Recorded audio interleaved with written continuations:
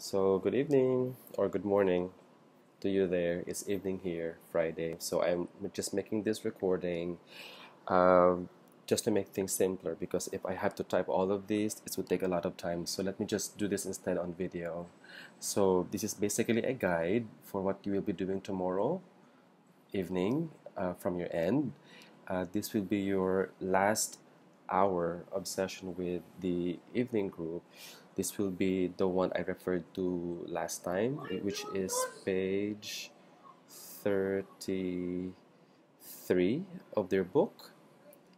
So page 29, I'm sorry, page 29 of the book, which is the enumerative essay. So just refer to that, and basically your goal here is to guide them one by one or paragraph by paragraph, and the output is to create an essay with them. So your main job basically is to let them know what to do, although this isn't new to them because they already know or at least have tried creating an essay before. So your job basically is to do it in the case of an enumerative essay. So the first thing you do is to just lay down the basics. So you write on the board the three kinds of essays that the class should mastering. So you write the names, opinion, balanced argument, and enumerative essay, or just enumerative. You can do this at the top left corner of the board, looking something like this.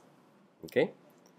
Now, once you've done that, you basically tell them that our goal, or the goal tonight, is to be able to develop the enumerative essay. And so, once you've done that, you direct them to page 28 or 29 of the book, page 29, let me correct that, page 29, and then you ask one of the students to read the sample question that's found on page 29. That's the one that starts with the words many young children.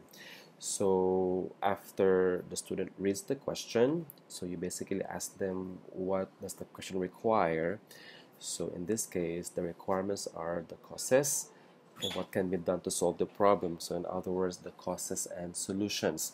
So once they confirm that, you write on the board a few more notes across from enumerative, and basically you write there at least two things. Number one, an enumerative essay gives or provides what we call a phenomenon or a fact of life. Like the case of the question, the phenomenon is about child obesity, and that's a fact of life, and that this particular question requires them to provide specific information. So therefore, you write asks for specific information on the board, looking something like this. Okay, you can pause this video so you can have an idea what to do. So basically, this is how it's gonna look like now. Underneath this second point over here, you write the keywords from the sample question. So in this case, the key information is the causes and the solutions. Okay, now you might, or you from there you basically tell them that this has causes and solutions. An enumerative essay also requires students to write about the effects and the problems.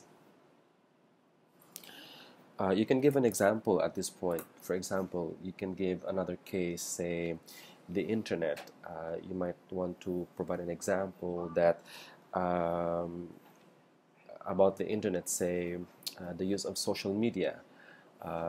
You can perhaps say that one possible question would be, what are the effects of using social media, and what are some solutions that can be provided to resolve some negative results on social media. So effects. It could also be uh, problems, like that same case earlier. It can also be, of course, advantages and disadvantages. So basically, this is what you write on the board, right? So you just basically list them all down. Now, once you've done that, you can now direct them to the next page, page 20 or page 30, and you let again one student read the question, and then you confirm to them and ask them what the question requires. So in this case, the question again requires to discuss causes and what are the solutions. So basically that's it. So just to let them have an idea what a or an enumerative essay question is going to be like. Now you might also want to compare this with an opinion essay, because we discussed this the last time, and even a balanced argument essay. You can emphasize the fact that an enumerative essay is different because what it does is provide specific information or require specific information, whereas an opinion or balanced argument essay just basically requires opinion. So that's what makes it different from the other two kinds of questions. So from there, once you've laid it down, you basically ask them how many paragraphs they see in the sample essay on page 29. So they'll answer 4 paragraphs, and so from there, you illustrate the structure by writing down,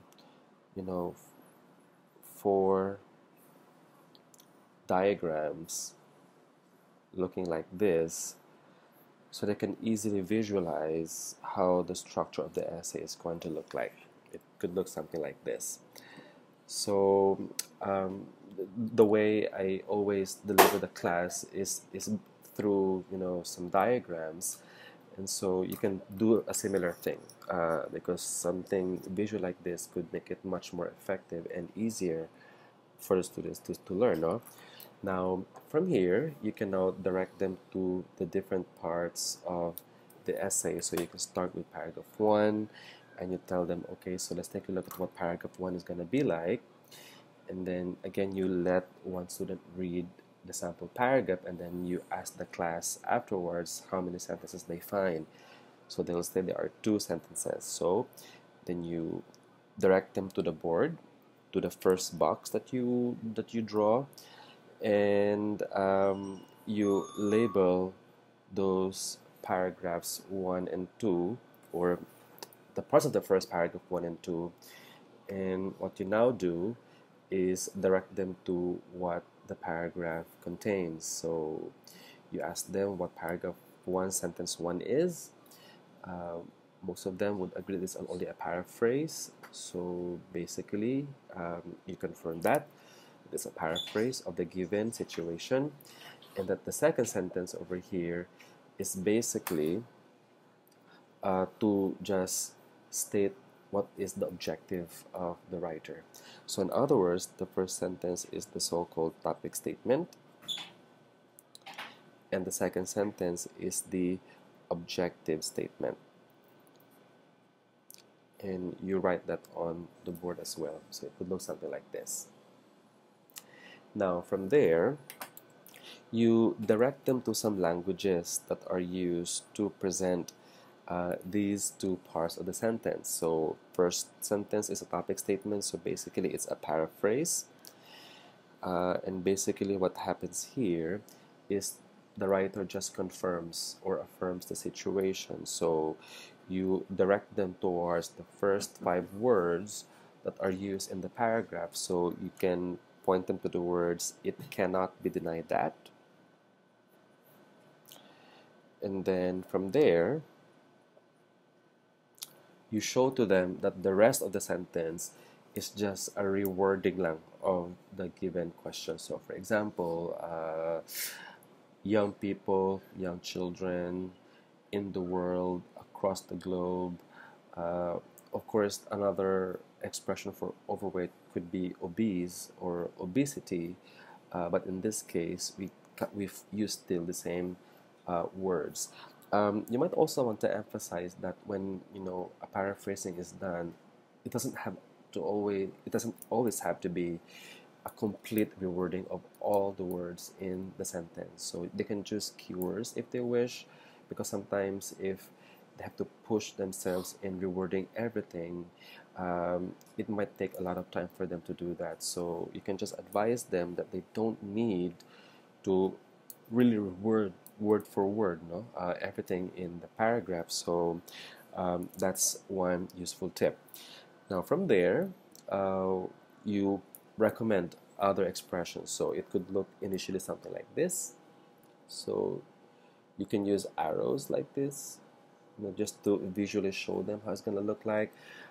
It's really up to you, Jules, how you want to do this. But again, to make it more visually efficient, you can do this if you want. Now you can add a few more expressions. You can use words like the following. It can be observed or seen that there is no denying the fact that. You can also recommend the phrase, it is a fact that.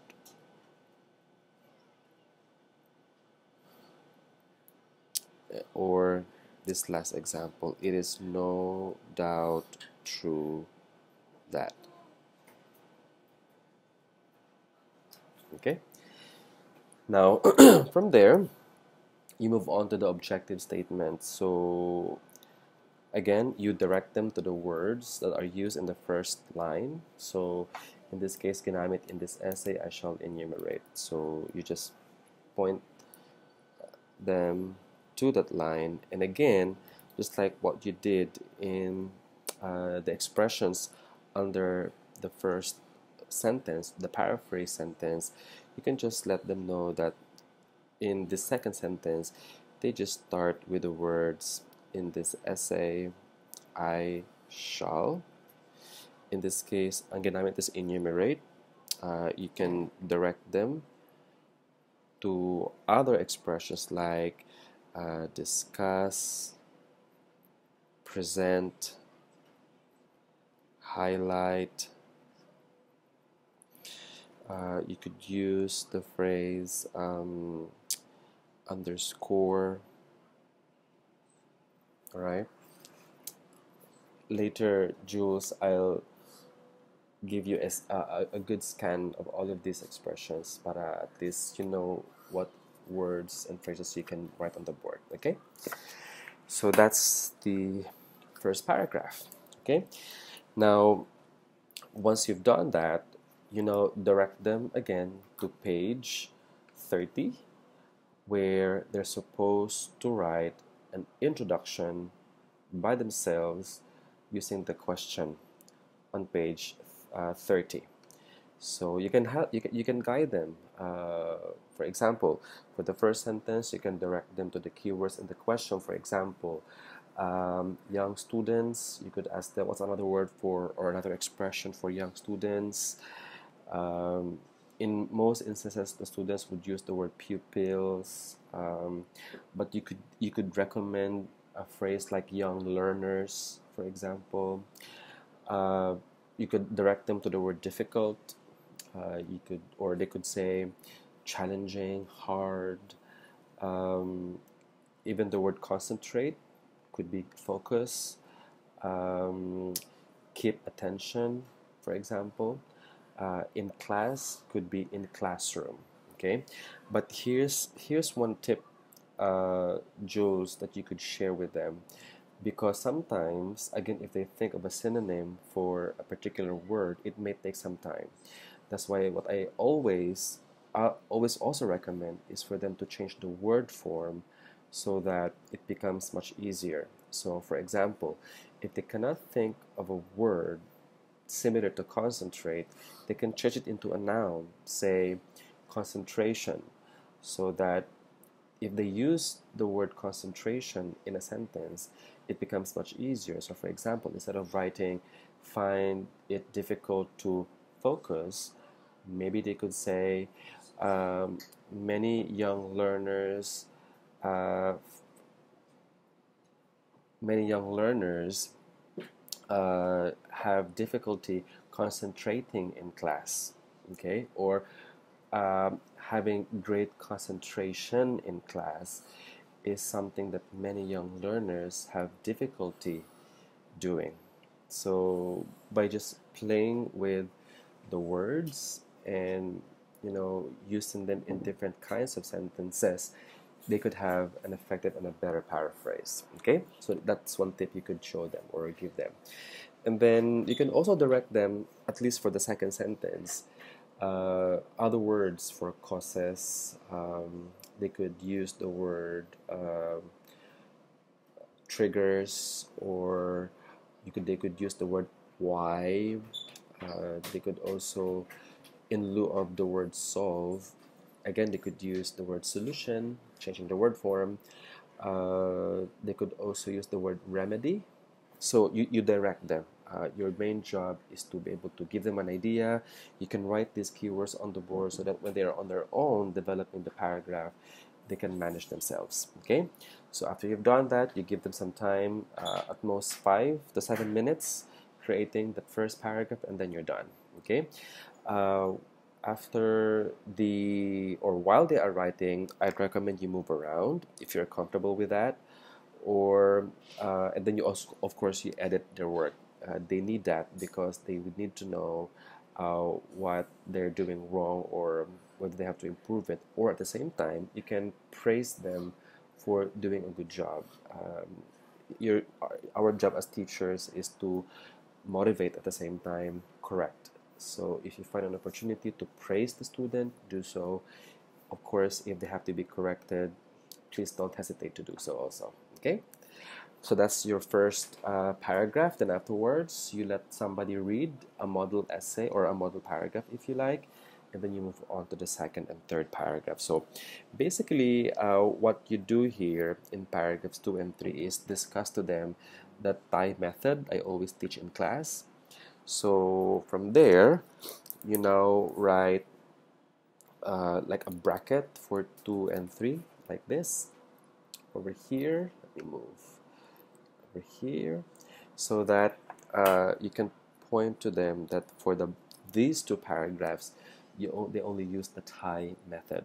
So you explain to them what the TIE method is. So basically, the TIE method uses the 3 important elements that each body paragraph has to have. So here you draw lines in the boxes. So the first box or the first line at the top will be the topic sentence, and you let them know that the topic sentence is basically the main idea, and what the main idea does is introduce the whole thought of that paragraph. So for example, going back to page 29, since the topic here or the essay here requires the discussion of causes and solutions, then what paragraph 2 should be will be all about the causes. So if you direct them to the first sentence, they will be able to understand what the topic sentence is. So you can read the first sentence if you wish, and then let them know that what we expect from the follow-up sentences, will be all about the causes. All right.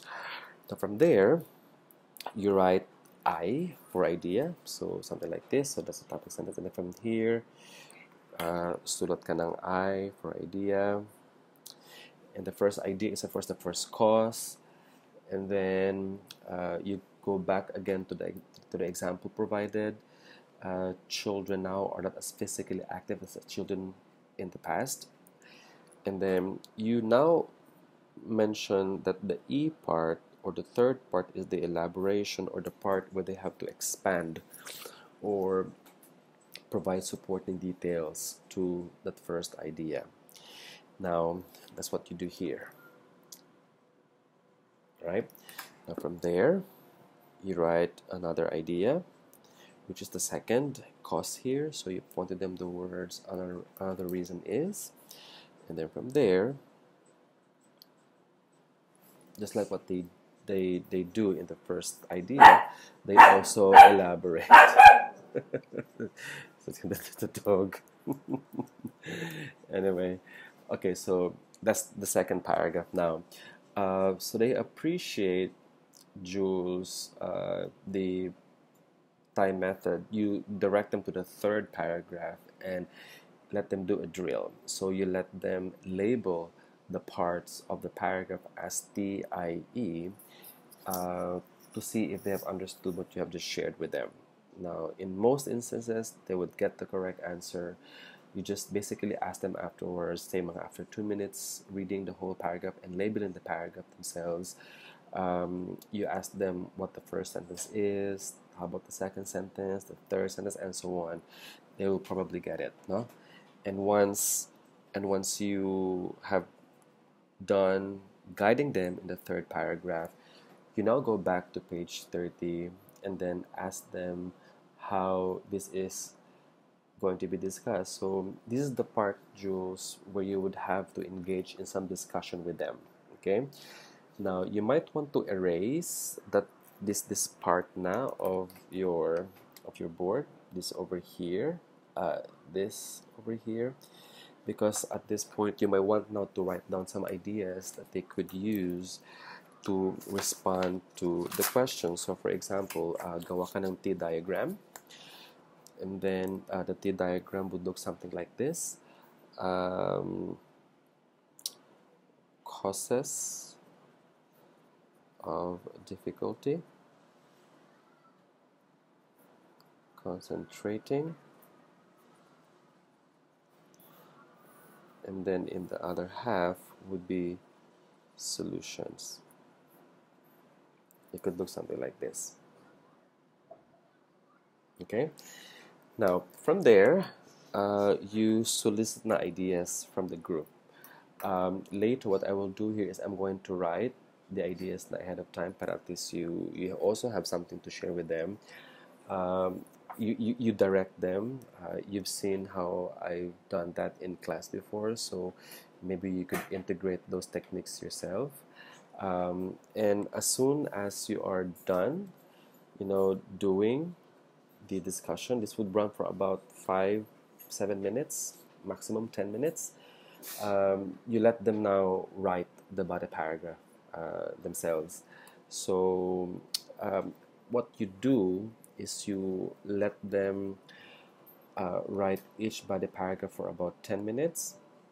So therefore maximum 20 minutes. However, since many of them kasi would take a lot of time writing, so give them na lang mga around 25 minutes.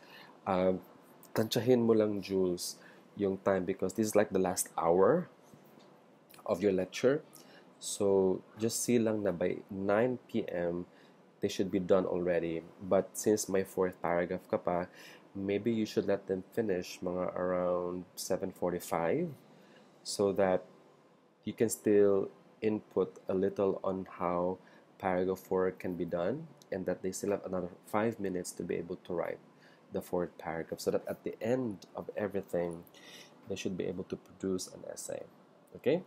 Now from there, what you can do, or as they're writing, again, what you can do is move around the place, check their work, i-guide mo yung medyo nahirapan, and then again you praise those who did well. Do editing if you have to, because they need to get some direct immediate feedback from you as a teacher. And then from there, you might want to ask, if you still have time, you might want to ask some students to read the sample paragraph 2 and sample paragraph 3. You can assign different student for each paragraph para may konting variety. Try to choose those students that are doing well in their paragraph writing, so that they can be acknowledged and they feel good about their output. All right.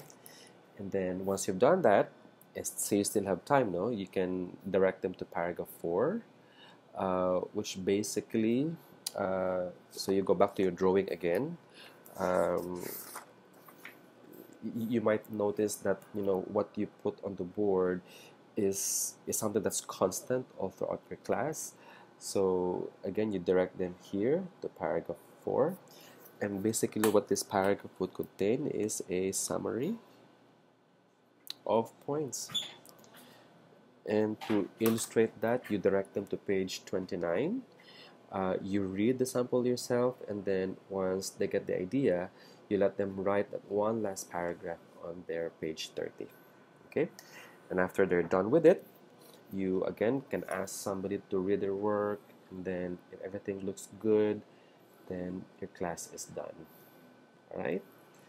So that's basically it, Jules. I hope that this is gonna work for you. And if you have any questions whatsoever, just let me know. Just message me on Messenger, or you can send me I don't know, an email if you like.